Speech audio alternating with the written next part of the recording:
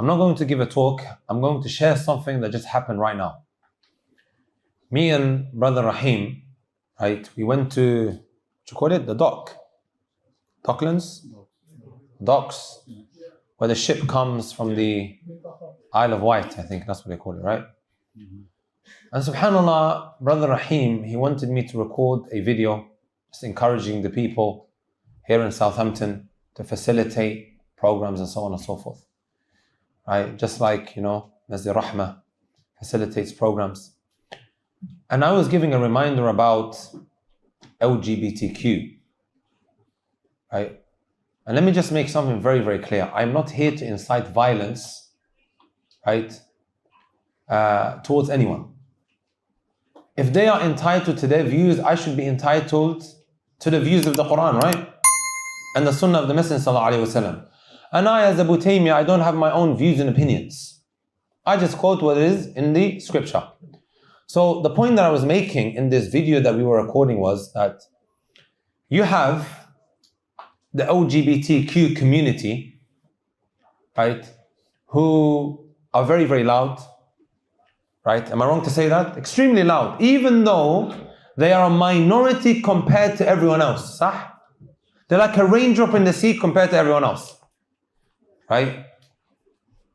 Why is it that they come across as the majority, my brothers and my sisters, even though they are a minority? Kaif? I'll tell you guys.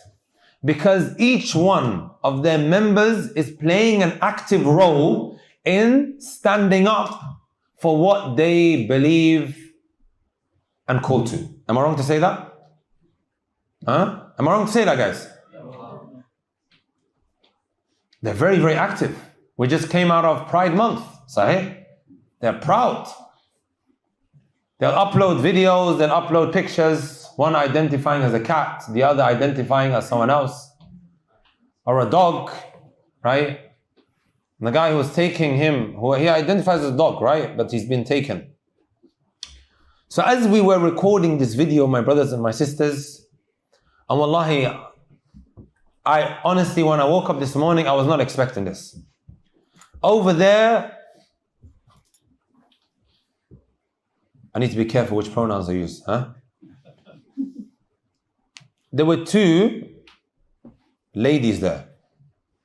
I think that was the case. Two ladies. And I'm being serious, my brothers and my sisters, right? And one of them was wearing a hijab. So as soon as I started speaking about LGBTQ, I noticed that the one who was wearing hijab went to the other lady and she kissed her. Right? As I finished recording the video, I could see she wanted to confront me about what I said in the video, and she goes, I felt what you're saying is disgusting, and this and this and this and that. And I think Brother Raheem said to her, do you know who he is? She goes, yes, I attended his lecture when I came to Southampton University.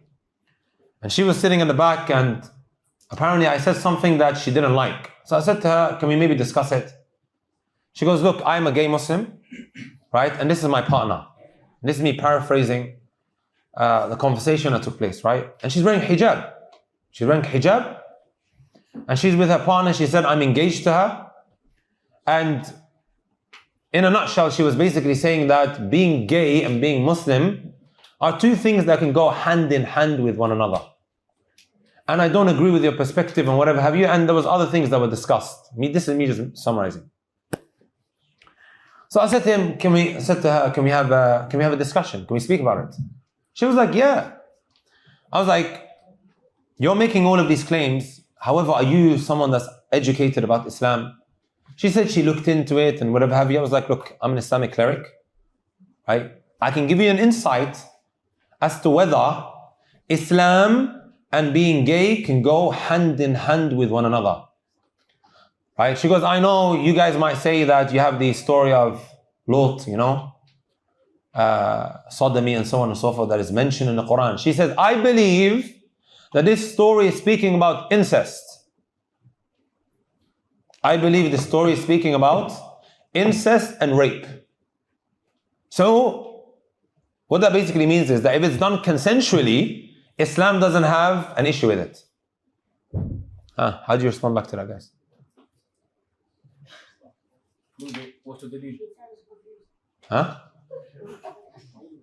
This is a doubt. Wallahi al-azim, oh parents, please listen up to what I'm about to say. This same argument, I heard it on TikTok. Well, I'm not on TikTok. You guys know that. But a video was sent to me. I believe it was either a German or a French imam who identifies as someone who is a gay imam, was giving this fatwa when asked by a transgender. It is a man who has changed himself to a woman, right? Now identifies as a transgender. Has a different pronoun now. This man now, who is a man, and then now is wearing a female costume, my brothers and my sisters. It's got this big, wig, and is dressing up like a lady.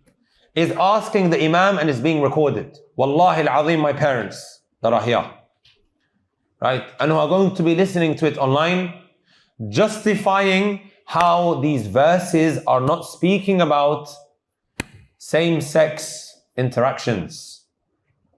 It's speaking about rape. And it had, from what I remember, millions of views. It had millions of views. This is a serious matter now. Who tends to be normally surfing TikTok